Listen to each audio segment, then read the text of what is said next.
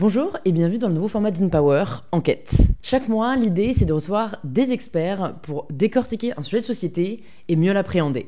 Je suis ravie de vous présenter la série de ce mois-ci qui porte sur la fabrique de la violence, autour de la problématique comment les représentations culturelles façonnent notre relation à l'amour. La semaine dernière, vous avez peut-être déjà vu l'épisode avec Judith Godrèche, sinon je vous le mets juste ici. On a parlé de l'omerta qui entoure les violences systémiques et la manière dont l'industrie du cinéma a construit et perpétué une culture du silence. Aujourd'hui, on va plonger au cœur des représentations de la sexualité, de la façon dont elles influencent nos imaginaires et structurent nos désirs. Pourquoi désirons-nous ce que nous désirons ? Nos fantasmes nous appartiennent-ils vraiment ? Ou sont-ils le produit d'une construction sociale ou culturelle ? Pour répondre à ces questions, j'ai reçu une femme assez exceptionnelle, vous allez le voir, Ovidie, qui est autrice, réalisatrice, documentariste, qui explore depuis plus de 20 ans les rouages de l'intime et la manière dont la culture façonne notre rapport au corps et à la sexualité. Comment se libérer des injonctions ? Comment reconstruire une sexualité qui nous appartient vraiment ? C'est ce dont on va parler dans cette vidéo, questionnant ce que nous croyons être notre intimité et en explorant les chemins vers une réelle liberté sexuelle. Et si ce format vous plaît, si jamais il y a des sujets que vous voulez partager, n'hésitez pas à vous abonner pour qu'on puisse les développer dans les mois à venir. Bienvenue dans ce nouvel épisode d'Enquête. Bonjour Ovidie. Bonjour. Je suis ravie de t'accueillir sur InPower. Moi je suis ravie d'être là. La première question que je pose à tous mes invités, c'est de se présenter de la façon dont ils le souhaitent. Donc je m'appelle Ovidie, c'est pas mon vrai prénom, mais c'est mon nom de guerre depuis 25 ans maintenant. Je suis réalisatrice, je réalise de la fiction, je réalise du documentaire, j'ai surtout fait mes armes dans le documentaire. Puis j'écris des trucs, qui tournent autour, on va dire, de la politisation de l'intime. Pourquoi tu as eu besoin de te créer un nom de guerre ? Parce qu'à l'époque, j'avais pas trop eu le choix. Je pense que se créer un nom de guerre, surtout quand on traite des questions de sexualité ou qu'on se met en scène soi-même, ce qui a été le cas il y a 25 ans, où j'ai pu apparaître dénudée, il faut être clair. Je pense que pour se protéger, il faut pas révéler sa vraie identité. Il vaut mieux se construire un personnage, une carapace, protéger ses données personnelles, etc., quoi. Parce que je pense vraiment que quand on traite de ces sujets-là, ça crée bizarrement une proximité quand on parle de questions intimes, même au sens large. Quand je parle d'intime, ça peut vouloir dire aussi les violences obstétricales, les accouchements, etc. Moi, ça arrive super souvent qu'il y ait des femmes qui viennent me voir, que je connais ni d'Ève ni d'Adam, et qui me parlent de leur accouchement, par exemple, donc vraiment ou qui me parlent de leur mec, ou qui me parlent de relations toxiques, ou qui me parlent... En fait, les gens viennent se confier à moi pour me parler de choses qui sont très intimes. Donc, quand on parle de sujets intimes, vraiment ça crée une espèce de proximité. Il y a une espèce d'abolition de la proximité, de la distance, des barrières, une abolition des barrières et de la distance. Et quand c'est des nanas, je trouve ça va. En fait, moi j'essaie d'accueillir cette parole-là et j'essaie d'apporter ce que je peux, en fait, à mon niveau.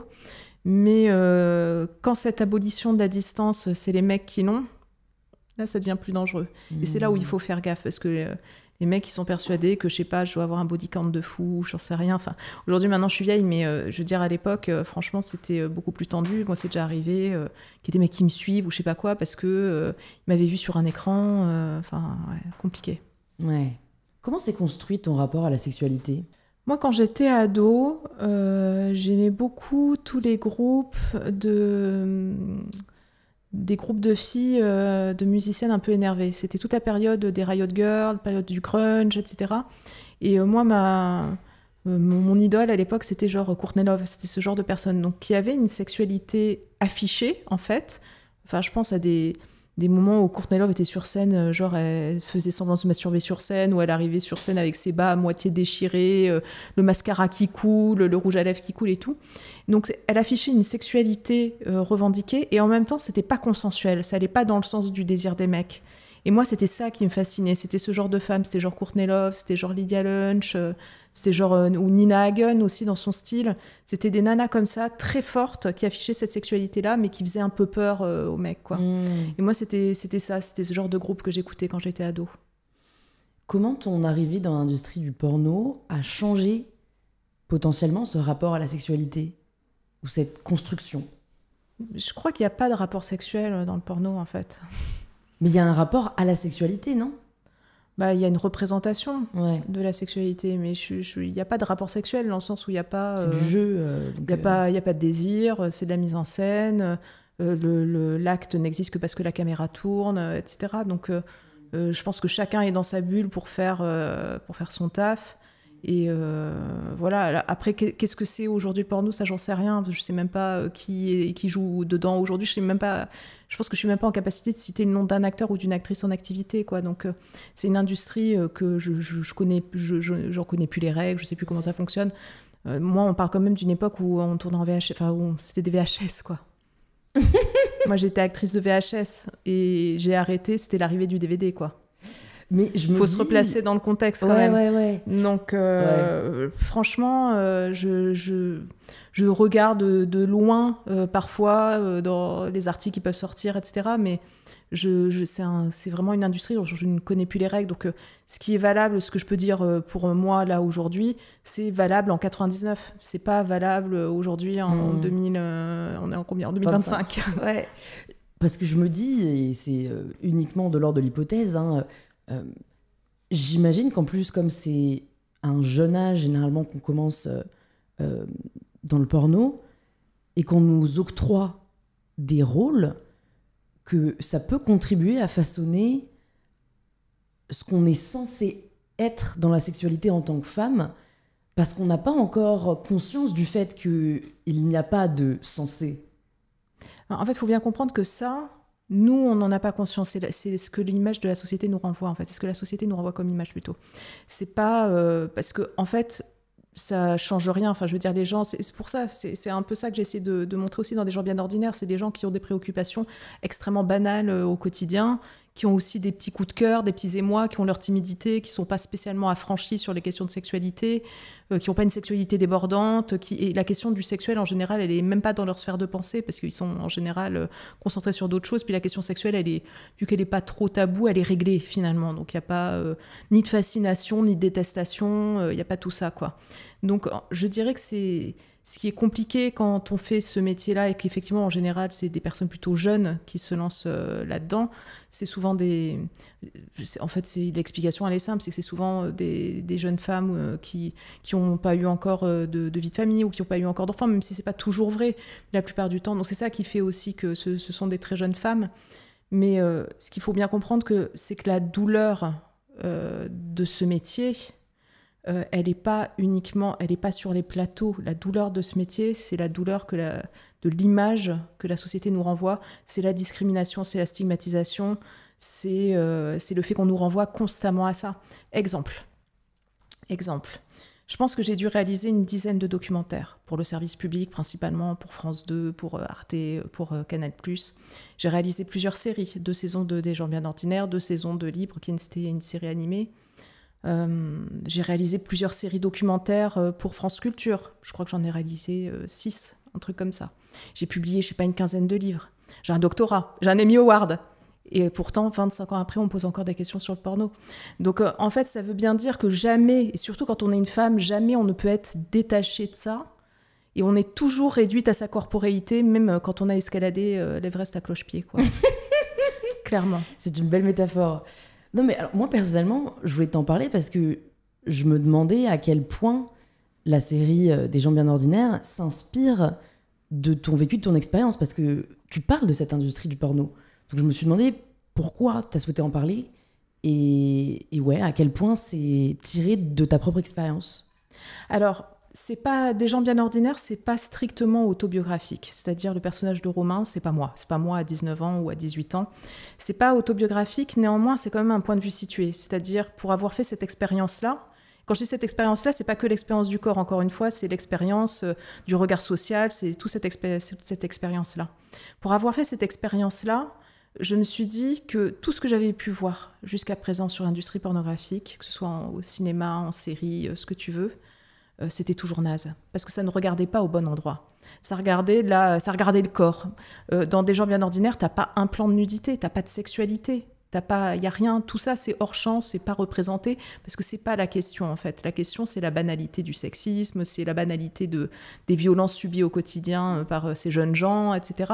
Mais c'est pas les tournages en fait, c'est pas une série sur les tournages porno, c'est pas ça. Le porno il est en toile de fond, mais en fait ce que ça dénonce c'est une banalité du sexisme qui est finalement des choses qu'on peut même nous en tant que femmes, sans faire partie de cette industrie, affronter quotidiennement. Mais c'est pas une autobiographie, mais c'est une autofiction. Voilà, on va dire on est dans quelque chose, dans une auto-narration fictionnée, voilà, dans quelque chose qui est de cet ordre-là.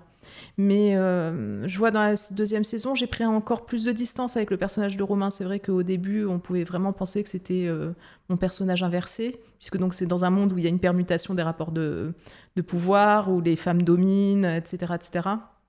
Donc, ce qui explique que le personnage principal est un garçon et non une fille. Mais là, plus petit à petit, plus la fiction avançait, plus j'ai pris de la distance. Il y a des événements qui sont représentés à l'écran, qui sont des situations que j'ai pu vivre, mais il y en a plein aussi qui sont des situations que je n'ai pas vécues moi-même et que j'ai pu observer chez les autres, en fait. Dans ton essai « La chair est triste, hélas », tu parles aussi d'une forme de désenchantement de la sexualité féminine. Tu partages aussi le fait que tu as fait le choix de ne plus avoir de rapport sexuel pendant plusieurs années. D'où vient, tu penses, ce désenchantement ? Et qu'est-ce que tu retires de cette expérience ? Déjà, ce que je retire de cette expérience, c'est que je suis pas seule. Ça, c'est un truc vraiment... j'ai eu confirmation de ça. D'abord en faisant une série. J'avais fait une série pour France Culture qui s'appelait Survie sans sexualité, qui était une série qu'on avait co-réalisée avec Tancred Ramonet. Et déjà, on avait rencontré plein de gens de tous les âges, de tous les horizons, de tous les traumas ou pas, qui n'avaient pas de sexualité ou qui n'avaient plus envie d'en avoir ou qui avaient juste la flemme d'en avoir ou que ça ne passionnait plus, etc. Et je me souviens qu'au moment de la diffusion, on a fait sauter le standard, quoi, en gros. C'est-à-dire, ça a été un des podcasts les plus écoutés de France Culture cette année-là. Donc je me suis dit, tiens, ça résonne quand même cette histoire. Et au moment où j'écris La chair est triste, moi je suis toute seule dans ma maison, je vis à la campagne, donc avec un minimum d'interaction sociale à ce moment-là et tout ça.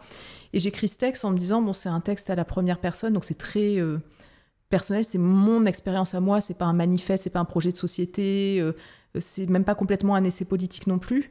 Sauf que le fait est que ça l'est devenu, c'est-à-dire ce texte qui était individuel, c'est devenu un texte public et collectif. Et depuis la sortie de ce texte, mais c'est fou les milliers de femmes et de tous les âges. Je vois en signature, en librairie, j'ai des meufs genre de 18 ans qui viennent avec leur mère, j'ai des femmes qui ont 80 balais, j'ai vraiment des femmes de tous les parcours qui me disent, qui en sont arrivées à la même conclusion que moi, qu'on va dire, qui est flemme, pas le temps, pas l'espace mental pour ça. C'est pas juste une question d'avoir des rapports sexuels, c'est pas les 7 minutes de sexe réglementaire en fait qu'on évite, c'est pas ça. C'est tout l'investissement pour rester désirable, tout l'investissement dans la séduction aussi, tout le temps que ça prend que de séduire quelqu'un pour au final avoir une relation minable, une baise minable, avec un mec qui va se comporter de façon minable. Enfin, je me suis dit non, flemme en fait. Et l'expérience que j'en retiens quand même, c'est que cette période d'arrêt de la sexualité correspond comme par hasard à une période où j'ai été hyper productive. Je veux dire artistiquement, j'ai jamais autant publié qu'à ce moment-là, j'ai jamais autant filmé qu'à ce moment-là, j'ai fait des docs, j'ai eu des prix à ce moment-là. Enfin, ça correspond à un moment où j'ai eu aussi beaucoup de validation. Donc, j'ai pas besoin qu'un mec vienne me dire « Ah, t'es génial, j'en ai rien à foutre de ce qu'un mec pense », puisque j'ai eu d'autres formes de validation. C'est con, hein, mais quand on reçoit un prix aussi chouette, par exemple, qu'un Emmy Award, eh ben, on en a rien à foutre de ce que Hubert pense de nous, quoi. En fait, ça, c'est complètement loin de notre sphère de pensée et on est moins concentré sur notre fonction de femme désirable, machin et tout. On est moins concentré là-dessus, on s'en fout un peu plus. Et ces 5 années-là... ça correspond aussi au moment où j'ai soutenu ma thèse. Enfin, je veux dire, j'ai jamais autant fait de trucs qu'à ce moment-là parce que j'avais cette disponibilité. Voilà, j'avais pas à aller flatter un mec pour lui faire plaisir. Enfin, j'avais pas tout ça, quoi. Comment tu as réussi Et il y a un truc qui a changé aussi, c'est mon rapport aux autres femmes. Ça, c'est quand même un truc super intéressant. C'est qu'à partir du moment où on s'extrait du jeu, où on s'extrait de la sexualité, on s'extrait aussi de la compétition intrasexuelle, qui est un truc qui est malgré tout en nous, depuis qu'on est petite, en fait. On nous dit qu'il faut être la plus jolie, la meilleure, etc., d'être vraiment la schtroumpfette suprême qui règne sur le désir de tout le monde, en fait. Il y a vraiment quelque chose de cet ordre-là, quoi. Et il y a ce truc de s'envier les unes les autres. Ah, machine, elle est plus jolie que moi. Machine, elle a un podcast mieux que le mien, ou je sais pas quoi, en fait. On est là à se jalouser, et à partir du moment où on s'extrait, c'est clair, on s'extrait de l'hétérosexualité. Vraiment, on s'extrait aussi de ce truc de compétition et de misogynie intériorisée, ouais. Clairement. Et moi, ça m'est plus jamais arrivé de jalouser la réussite ou la beauté ou je sais pas quoi chez une autre femme. Ça m'est plus arrivé, ça. Et ça, c'est vraiment... je pense que c'est cet arrêt provisoire ou éternel, j'en sais rien, de la sexualité, qui m'a permis de pouvoir développer déjà d'autres choses comme l'amitié. L'amitié, c'est très sous-coté, en fait. Hein. Ouais, on fait passer l'amour avant, alors qu'en vrai, l'amitié, c'est très sous-coté. C'est quand même génial, l'amitié. Donc, ça m'a permis de me réinvestir plutôt dans certaines relations que j'avais peut-être délaissées parce que mon esprit était pris par telle romance ou par telle histoire ou par tel chagrin ou par je sais pas quoi. Et ça m'a permis aussi d'avoir, je pense, un vrai rapport sororal aux autres meufs, quoi. Mais vraiment, mais c'est pas du blabla, ça, c'est vraiment un truc ressenti dans mes tripes, quoi. J'ai plus jamais ce truc de jalousie ou d'envie, qui est un truc qu'on a, mais même en nous, dans les milieux féministes, en fait. C'est-à-dire, même dans les milieux féministes, on arrive à se jalouser, à être dans cette compétition. Parce que c'est plus fort que nous, parce qu'on a été élevés comme ça. C'est pas qu'on est des méchantes filles, en fait. C'est vraiment qu'on a été élevés comme ça. Donc ça, voilà, ce que m'a apporté cette grève ou cette abstinence passagère, ou pas abstinence, parce que cette abstinence, c'est s'empêcher de faire un truc, et moi, je m'empêche de rien. Cette grève, je pense qu'on peut parler de grève du sexe, en fait, parce qu'il y a un peu de colère là-dedans. Ben, ça m'a permis tout ça. T'es en colère contre quoi ? En colère contre moi-même, déjà. En colère d'avoir joué le jeu pendant autant d'années, mais en colère d'avoir passé autant... Enfin, il y a des trucs, en fait, quand j'y réfléchis bien, je me dis, mais ça sert à... Je vais être vulgaire, mais ça sert à quoi de s'épiler la chatte, en fait ? Enfin, ça fait partie des choses comme ça qui font un mal de chien, comme ça, et qui aujourd'hui me semblent absurdes, et qui est un truc que je referai plus jamais, quoi. En fait, parce que je me dis, mais pourquoi je me suis fait mal ? Parce qu'en fait, c'est quand même ça, quand on y réfléchit bien, on dit là, oui, mais je le fais pour moi, c'est comme, oh, je me maquille, c'est pour moi. Non, c'est pas vrai, en fait. Au moment du Covid, là, quand on était tout en leggings et en crocs, on faisait plus tous ces trucs-là. Donc c'est bien la preuve qu'on le fait pas pour soi, en fait. Hein, on le fait quand même pour le regard, pour la façon dont les gens nous regardent et tout ça, et comment éventuellement les hommes nous désirent, ou je sais pas quoi, en fait. Mais non, en fait, il suffit de nous laisser un peu toutes seules chez nous, on met plus les tangas qui grattent, tout ça, c'est fini, quoi. Et voilà, donc on s'affranchit quand même de toutes ces injonctions-là petit à petit, quoi. Comment t'as fait, justement, pour t'en affranchir ? Je pense qu'il y a des personnes qui nous écoutent et qui se disent j'aspire à ne plus rechercher la validation masculine. Fondamentalement, on est beaucoup, je pense, à y aspirer. Et dans les faits, je pense que ne pas avoir tellement de mode d'emploi ou de rôle modèle fait que c'est parfois plus simple de se conformer, en fait. Bien sûr. Comment t'as réussi, toi, ce processus ? Après, ce processus, je suis pas méga vieille, mais je suis pas méga jeune non plus. Donc peut-être que ça arrive à un moment de ma vie où cette validation-là, j'en ai plus besoin. Et chacune fait comme elle peut, surtout. C'est-à-dire, si tout à coup, on se retrouve à refaire des trucs un peu nazes, comme on pouvait faire avant pour sourire au monsieur, etc., eh ben on fait ce qu'on peut, en fait. Moi, je suis pas en train de faire la police, de dire « Ah, vous devriez être comme ci, comme ça. Vous êtes pas une bonne féministe. » Moi, je fais pas ça, en fait. Chacune vraiment se débrouille comme elle peut et gère ses situations intimes, que ce soit en tant que meuf ou en tant que mère ou en tant qu'amie. Elle gère son intimité comme elle peut, quoi. Moi, je fais pas la morale là-dedans. Donc, moi, c'est arrivé à un moment où j'ai pu me le permettre aussi. Mais je pense que si j'ai pu me le permettre, c'est encore une fois parce que j'ai eu d'autres formes de gratification qui sont arrivées à côté, qui étaient souvent des gratifications artistiques ou professionnelles. Et j'ai eu cette chance-là, en fait. Mais peut-être que si ma vie était différente, peut-être que peut-être que j'aurais pas pu atteindre ça. Maintenant, vraiment, pour de vrai, j'en ai rien à foutre de ce qu'ils pensent de moi, les mecs. Hein. Mais vraiment. Et la sortie de La chair est triste, où il y a eu pas mal d'hommes qui ont eu des réactions épidermiques. C'était marrant parce qu'il y avait plein de nanas qui étaient à fond les ballons. Et puis, il y avait des mecs qui comprenaient pas, quoi. Ils disaient, mais n'importe quoi, qui prenaient ça, qui se sentaient presque personnellement, changer, quoi. Et qui se sentaient presque émasculés. Il y a plein de mecs qui l'ont lu et qui se sont pas sentis émasculés. Hein. Il y a plein de mecs malins qui l'ont lu, qui se sont dit, ah oui, c'est intéressant, machin et tout, qui en ont discuté avec moi. Et puis, il y en a qui sont passés à côté du texte, quoi. C'est comme si on leur coupait... qu'on leur en coupait une, quoi. Et... Ça ressemble à quoi pour toi une réelle liberté sexuelle de la femme ?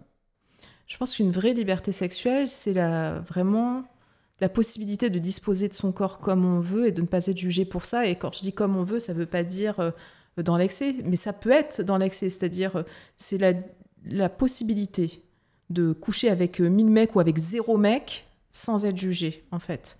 C'est ça, en fait, la liberté de disposer de son corps. C'est ne pas être jugé ni dans un sens ni dans l'autre, ni ne pas se faire traiter ni de prude, ni de salope, ni de cul serré parce qu'on n'a plus de rapport sexuel, ni de super salope parce qu'on a couché avec je sais pas combien de personnes.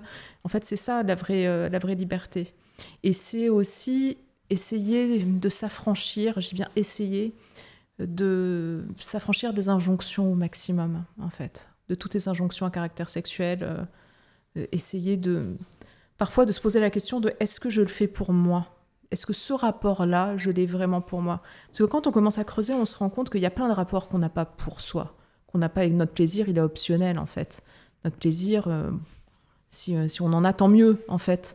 Mais la quasi-totalité des rapports hétérosexuels, la plupart du temps, en tout cas le schéma classique, il commence avec l'érection et il se termine avec l'éjaculation. C'est quand même très rare que finalement la fête continue après l'éjaculation. C'est-à-dire, il y a l'éjaculation, c'est merci, fin de l'histoire.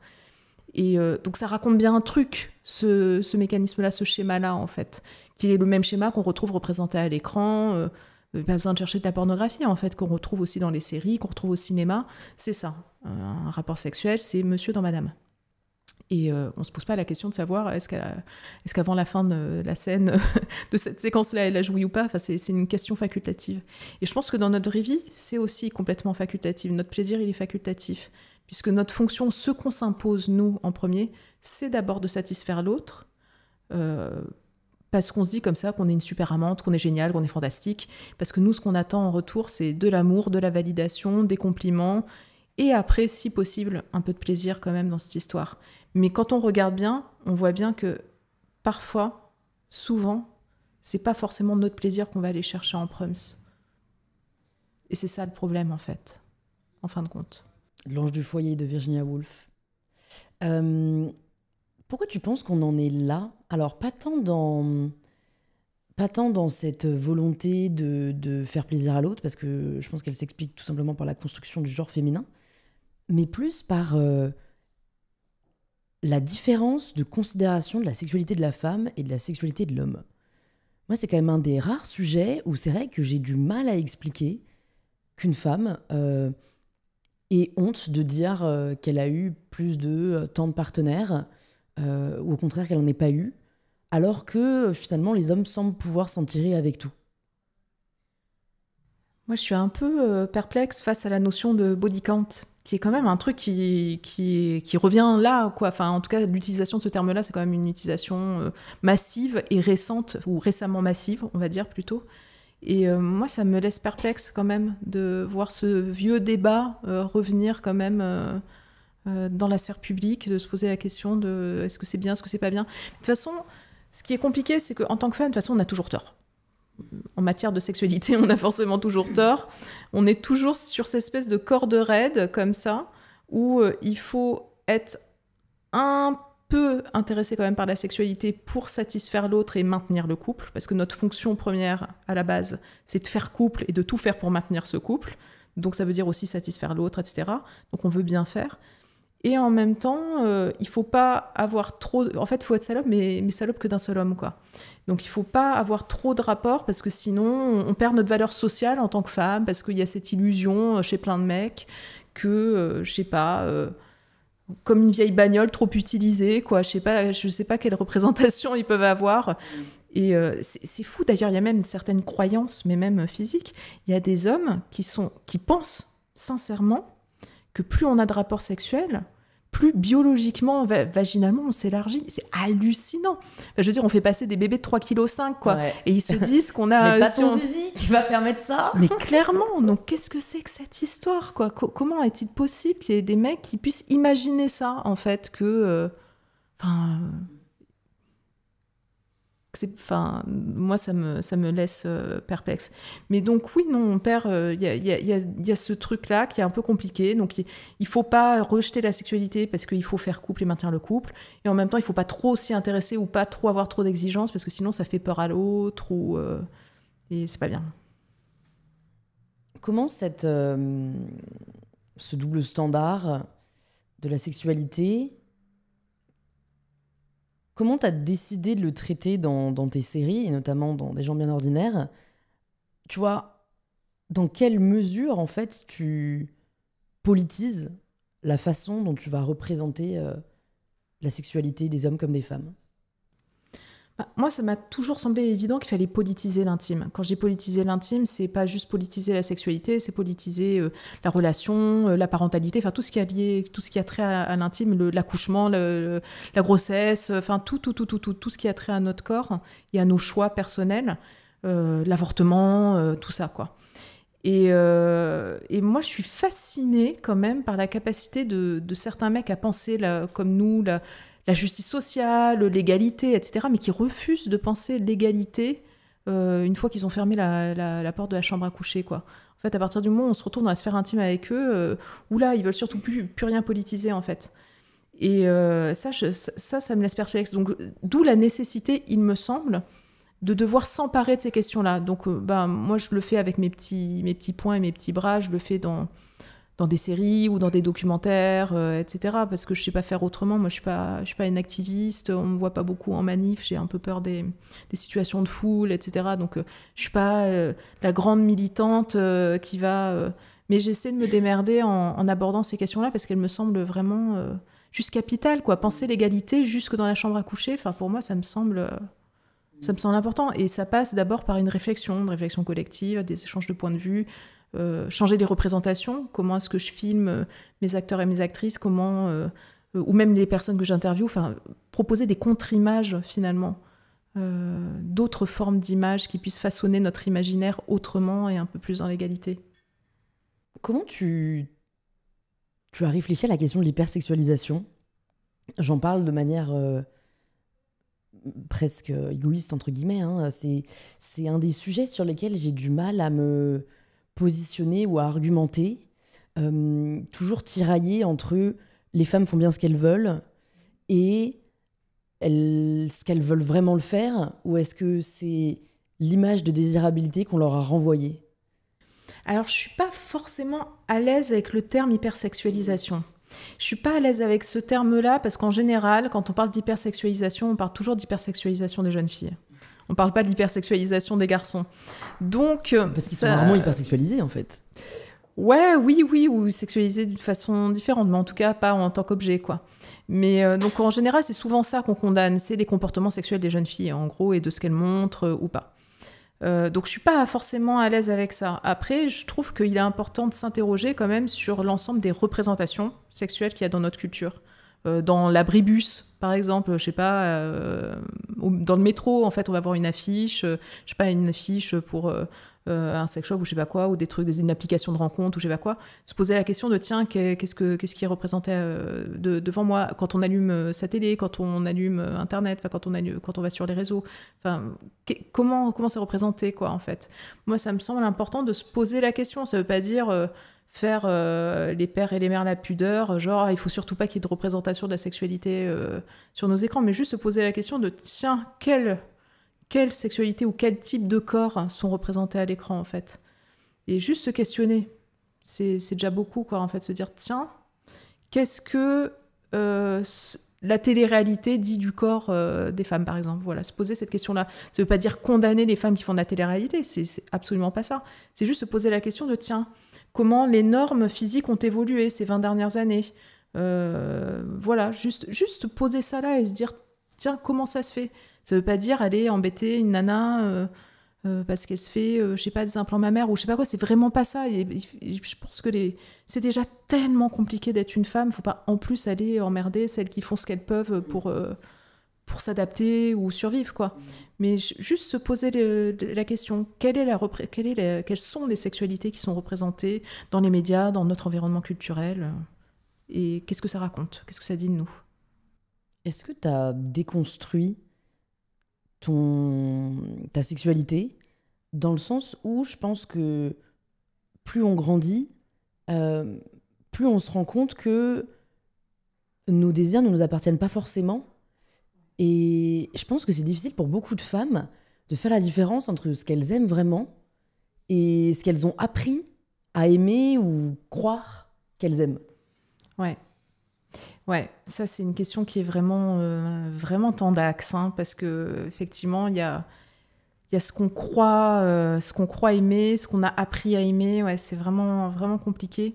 Nos fantasmes, ils se construisent pas ex nihilo, hein. Nos fantasmes, ils se construisent en fonction de notre environnement culturel, en fonction de notre histoire, en fonction de l'époque dans laquelle on vit. Je pense qu'on n'a pas les mêmes fantasmes aujourd'hui qu'il y a 40 ans. On n'a pas les mêmes fantasmes d'un pays à l'autre.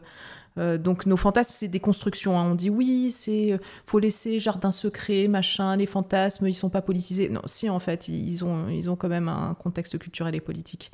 Donc il faut se poser la question de, tiens, admettons une nana qui a des fantasmes de soumission. Déjà, ça veut pas dire que c'est une mauvaise féministe, etc. Et elle fait ce qu'elle veut. Voilà, déjà, ça c'est important. Première chose, elle fait ce qu'elle veut. Néanmoins, c'est quand même intéressant de se poser la question de la provenance de nos fantasmes. Et parfois, c'est une question qui fait un peu peur. Et qui fait un peu mal aussi, parce que quand on commence à creuser, on va retomber sur un ou deux traumas, par exemple, ou ce genre de choses. Et ça peut faire super peur. Mais donc l'idée, c'est quand même pas de juger, mais quand même de se poser la question de est-ce qu'on peut se créer d'autres fantasmes aussi? Est-ce qu'on peut fantasmer autrement? Est-ce qu'on peut fantasmer en dehors de ces schémas qu'on nous a inculqués et qui sont parfois autodestructeurs aussi? Parce qu'il faut voir jusqu'où la soumission peut la pousser, tout ça. Donc c'est un équilibre qui est tendu. Et si on n'en est pas capable, parce qu'on sent que ça peut trop nous bousculer, et ben, on n'est pas obligé de faire un gros travail psy-analytique sur sa sexualité pour tout déconstruire ou je sais pas quoi, en fait.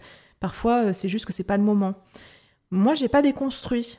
Je le dis, j'ai pas déconstruit. Et donc c'est pour ça que j'ai préféré à un moment de ma vie prendre la fuite et ne plus interagir, ne plus relationner, on va dire, intimement avec les mecs, parce que cette déconstruction-là... Ou alors je dirais que si, j'ai bien déconstruit, mais je sais pas comment reconstruire. C'est plutôt ça, le fond du problème. C'est bon, je crois que la déconstruction, j'ai suffisamment bossé dessus, j'en ai fait plein de trucs et tout, mais j'ai pas de conseils pour comment on se reconstruit, puisque moi-même, je ne sais pas comment reconstruire tout ce bordel. J'ai l'impression d'être sur une espèce de champ de ruines, comme ça. Tout a été cassé, et il fallait le casser, mais je sais pas dans quel ordre il faut remettre les pierres, quoi. Ça, c'est clair. Tu répondrais quoi à quelqu'un qui va forcément laisser en commentaire ouais, enfin bon, c'est une privation, je vois pas pourquoi ce serait à nous de nous priver pour faire changer la société, tu vois, qui vont se dire, mais en fait, moi, j'ai pas envie de me passer de sexe. Ah, mais chacun fait ce qu'il veut. Moi, je suis pas en train de faire la police du cul en expliquant aux gens qu'il faut pas qu'ils aient de sexualité. Enfin, c'est hyper important. Et moi, on m'aurait dit, il y a 10 ans, je t'empêche d'avoir une sexualité. J'aurais dit, vous êtes fous ou quoi? Donc, l'idée, c'est pas du tout de dire, faites comme moi. Le fait est juste qu'à partir du moment où j'ai écrit La Chair est triste, il y a plein de gens qui ont réagi, qui ont dit, ah oui, bah moi aussi, j'en suis au même stade de réflexion. Donc, c'est juste plus un truc de réconfort entre personnes qui en sont à peu près là, quoi. Mais c'est pas, loin de moi, l'idée d'imposer, de priver de sexualité, et encore moins les femmes, quoi. Enfin, je veux dire, ce serait absurde. Enfin, je veux dire, je suis pas dans un désir de rédemption, je suis pas genre, pardon, petit Jésus, enfin, je suis pas du tout dans ce trip-là, quoi. Donc non, on fait ce qu'on peut dans ce grand bazar, quoi. Ouais, et toi, tu l'as pas vécu comme une privation parce que c'est un choix. Donc je pense que c'est ça qui est important, quoi, que ce soit choisi et non subi.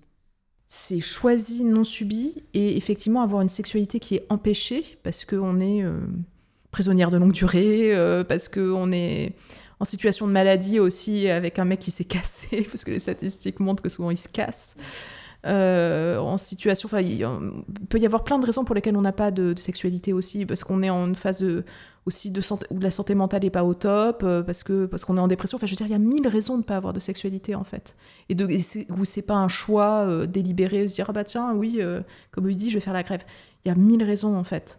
Et ça peut être douloureux, cette privation-là, elle peut être vraiment douloureuse, elle peut être triste, elle peut être frustrante. Donc, je suis pas en train de prôner un monde où il y aurait zéro sexe, quoi. Sans compter que moi, pour le moment, je suis toujours dans ma grève. Moi, je suis bien dans ma vie, là, comme ça. Je suis plutôt épanouie. J'ai plus besoin de me taper des dosettes de cranberry parce que j'ai des cystites ou et curieusement, j'ai pas eu une seule mycose depuis que j'ai arrêté la sexualité. Donc, comme quoi, il y a quand même un lien de cause à effet. Tu peux nous dire, donc ça fait combien de temps que tu es en grève du sexe? Tu fêtes pas l'anniversaire?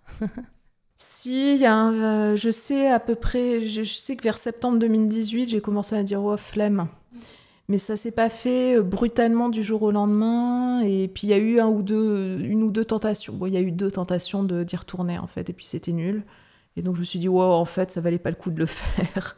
Et puis, enfin, c'est un peu dur. En plus, si les mecs, ils écoutent le podcast, c'est un peu brutal pour eux.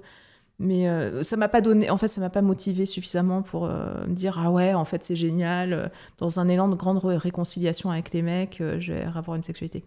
Donc non, donc je dirais ça fait 5 ans que que je suis dans cette espèce. Mais encore une fois, vu que je suis pas dans l'abstinence, ça m'a permis quand même de retester 2 fois. Et peut-être que je retesterai. Peut-être que je retesterai. Hein. Je suis pas en train de dire que c'est définitif ou quoi. Mais je pressens, ce que je sens venir, c'est que là, pour le moment, vraiment, j'ai pas du tout envie.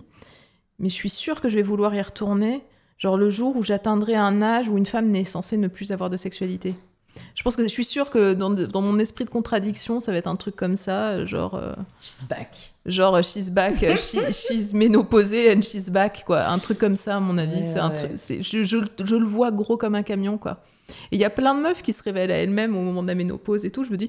Bon, bah, si ça se trouve, tu vois, je continue comme ça tranquillement 10 ans, et puis ça se trouve, dans 10 ans, je fais mon comeback dans la relation intime. Je fanfaronnerai pas, je pense, mais ouais. Non, mais j'en sais rien, en fait. Bah, tout ça pour dire... Ouais, en fait, c'est ça. En fait, c'est ça qui est important, c'est qu'il faut s'écouter, il faut pas s'imposer. Je crois qu'on s'est toutes trop imposé des rapports, pas forcément traumatisants, hein, mais juste des rapports pour faire plaisir, ou pour avoir un peu la paix, ou pour... Encore une fois, pour chercher de la validation, des compliments, pour... Donc, je pense que c'est le genre de truc qu'on a trop fait. Enfin, moi, je suis pas pressée d'y retourner, en fait. J'ai une dernière question pour toi, Ovidie. Comment est-ce que tu aimerais repenser le désir féminin? Vous avez 4 heures. Vraiment, c'est pas pour fuir la question, mais je ne sais pas. Je ne sais pas. Et si je le savais, je pense que je serais plus en grève. Je pense que j'aurais tenté de mettre en place des choses pour mon désir. Parce que le désir féminin, en fin de compte, ça n'existe pas. Hein. Donc il y a nos désirs à toutes en tant qu'individus. Et vu que pour moi, les choses ne sont pas encore tout à fait claires ni réglées, je ne sais pas vraiment répondre à cette question. Je te donne un joker et je t'en pose une autre. Comment est-ce que tu aimerais changer la représentation de la femme dans l'imaginaire culturel et médiatique de telle manière à ce qu'elle ne soit plus objectifiée? La seule chose que je puisse faire à mon petit niveau, de réal par exemple, c'est proposer d'autres formes de représentation. D'autres formes de représentation de relations, d'autres formes de représentation de corps, de beauté, de... Voilà, c'est la seule chose que je puisse faire parce que le cinéma ou les séries ou tout ça, en fait, ça modifie notre perception du monde et de la façon dont on se perçoit aussi soi-même, quoi. Donc, ça modifie notre imaginaire. Donc, essayer de proposer d'autres formes d'images, peut-être plus apaisantes, peut-être plus égalitaires aussi, et où chacune y trouve son compte, quoi. Surtout, c'est surtout ça, quoi. Super. Bah, merci beaucoup, Ovidie. Et ben, merci à toi.